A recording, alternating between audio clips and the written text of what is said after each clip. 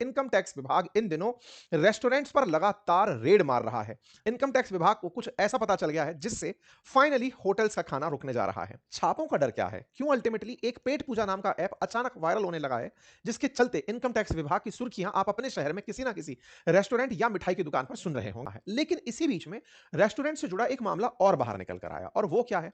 साथियों, 70,000 करोड़ के fake billing racket का पता चला है, जिसके चलते हमारे देश के अंदर जो होटल इंडस्ट्री है उस पर बहुत तेजी से कार्रवाई इनकम टैक्स विभाग कर रहा है। हेडलाइन बन रही है 70,000 करोड़ की फेक बिरयानी बिलिंग प्रॉम्प्ट का। हुआ क्या? हैदराबादी बिरयानी आप अगर जानते हैं तो बेहतर है, अदरवाइज हैदराबाद की एक अपनी डिश है हैदराबादी बिरयानी, जो आजकल हर जगह हैदराबादी के नाम से मिल रही है। उसकी कहीं किसी शॉप पर एक रेड होती है, सरकार जांच करती है और पता चलता है कि उस व्यक्ति ने जो बिल शो किए हैं, उस बिल में कुछ हेर-फेर कर रखी है। हेर-फेर को जब सरकार के अधिकारी चेक करते हैं, तो पता चलता है कि बिल तो सही तरीके से बनकर आता है, लेकिन जो मालिक है, जिसको बिल भविष्य के लिए सुरक्षित रखना है ताकि वो उस पर टैक्स चुका सके, इनकम टैक्स चुका सके, जीएसटी चुका सके, उसके पास एक बटन है, और वो बटन है एक डेटा एंट्री को डिलीट करने का। कौन सी डेटा एंट्री को?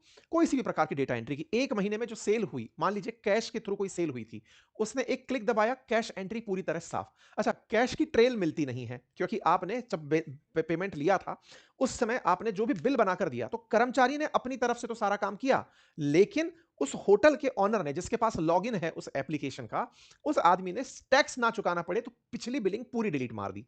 जब ये बात पता चली, तो चेक किया गया कि ये कोई ऐप एक है जिसमें ऐसा हो रहा है, या इस देश के बहुत से होटल वाले ये कर रहे हैं। तो पता चला अहमदाबाद के एक एप्लीकेशन का, जिसका नाम है पेट पूजा एप्लीकेशन, जो हमारे देश के रेस्टोरेंट्स के लिए एप्लीकेशन प्रोवाइड करता है। जैसे टीचर्स के लिए एप्लीकेशन प्रोवाइड करने की कुछ संस्थाएं होती हैं, ऐसे ही रेस्टोरेंट के अंदर जब आप बिलिंग देखते हैं, तो उसका बिल काटने के लिए एक सॉफ्टवेयर बना हुआ है ऐप के माध्यम से, उस काम को प्रोवाइड करने में, जिसमें देश के बहुत सारे रेस्टोरेंट्स, लगभग लाख सवा लाख रेस्टोरेंट्स हैं, जिनका जिक्र मैं आगे करने वाला हूं। तो उस रेस्टोरेंट एप्लीकेशन का पता चलता है, और उस एप्लीकेशन में पता चलता है कि आप अपनी तरफ से जो एंट्री चाहे डिलीट मार सकते हैं। फायदा फायदा ये कि आपका पैसा तो आपके पास आया, लेकिन अब अगर सरकार को पूछना पड़े कि बताओ भाई कितने का माल बिका, तो आपकी कोई आंसरेबिलिटी नहीं है, अकाउंटेबिलिटी नहीं है। आप चाहें तो बताएं, अदरवाइज छोड़ के निकल जाएं। कुछ वैसा हुआ।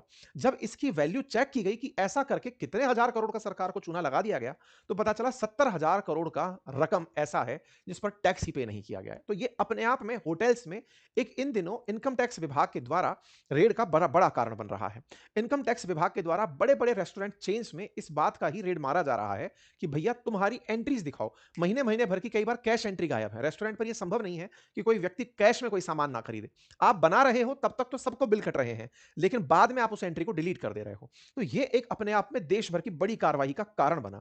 मामला हैदराबादी बिरयानी से शुरू हुआ था, लेकिन वो पूरे देश के अंदर जब फैलना शुरू हुआ, तो ये जांच देश के 1.77 लाख रेस्टोरेंट, पौने 2 लाख रेस्टोरेंट तक पहुंची। और इस काम को करने के लिए इनकम टैक्स विभाग ने 60 टीबी की फाइल्स का, ट्रांजैक्शन डेटा का पूरा एनालिसिस किया। एक बार में ही नहीं, 60 टीबी, यानी कि डिफरेंट डिफरेंट एप्लीकेशन, ये जो एप्लीकेशन है इसका जो डेटा है उसको लिया और एनालाइज किया, और पाया कि दिक्कत कहां आ रही है। और इसको करने में सरकार ने एआई की मदद ली, आर्टिफिशियल इंटेलिजेंस की मदद ली, और बाकायदा उन्होंने ये चेक किया कि कैसे रेस्टोरेंट ग्राहकों के साथ मिले पैसे से टैक्स चुकाने में बचत कर ले रहे हैं। और वहीं से ये सारा की सारा खेल पकड़ में आना शुरू हुआ। तो होता क्या था ना यहाँ पे, कि मतलब रेस्टोरेंट्स के अंदर, जैसे मान लीजिए कि 2.43 लाख करोड़ का पिछले 5 साल के अंदर सेल हुआ। सेल जब हुआ तो उसके अंदर से लगभग 27% डेटा ऐसा था जिसको उड़ा दिया गया, या उसकी बिक्री को कम दिखाया गया। ऐसा करने वाले देश के लगभग पौने 2 लाख रेस्टोरेंट्स थे।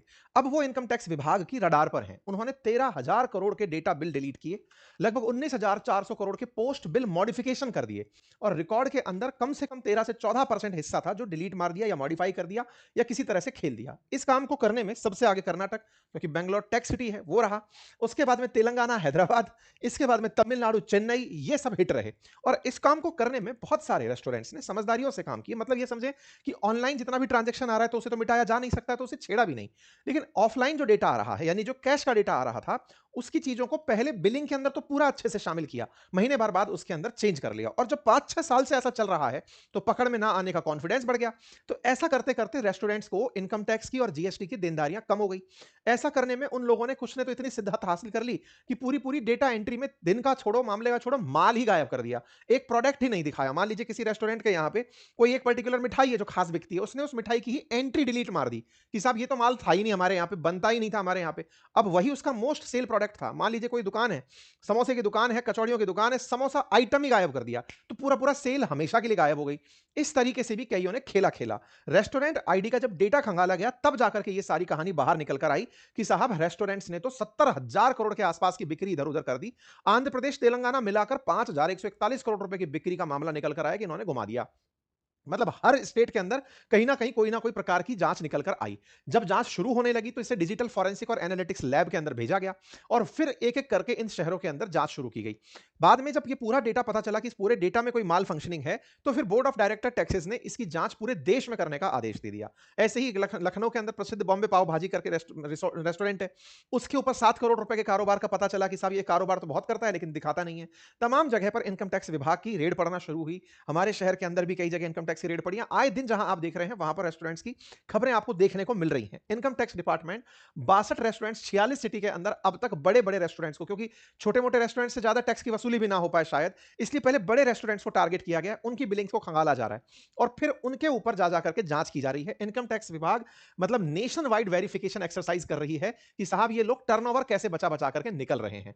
इस पूरे खेल को करने में एक पीओएस मशीन का काम था, जो पेट पूजा नाम से चल रही थी। ये एक स्मार्ट एंड्रॉइड एप्लीकेशन था जो क्लाउड आधारित रेस्टोरेंट मैनेजमेंट और बिलिंग सॉफ्टवेयर को टैक्स चोरी के कारण चर्चा में आया था। होता यह था कि ये अपने रेस्टोरेंट मैनेजमेंट सॉफ्टवेयर की मदद से बहुत सारे restaurants, cloud kitchen, cafe, bakery, इन सब के लिए एक इंटरनेट ना होने पर भी डेटा या एंट्री की जा सके, बिलिंग की जा सके, इस तरह का एक सॉफ्टवेयर उपलब्ध कराया था। 2011 में बनी एक कंपनी थी, अहमदाबाद की कंपनी थी।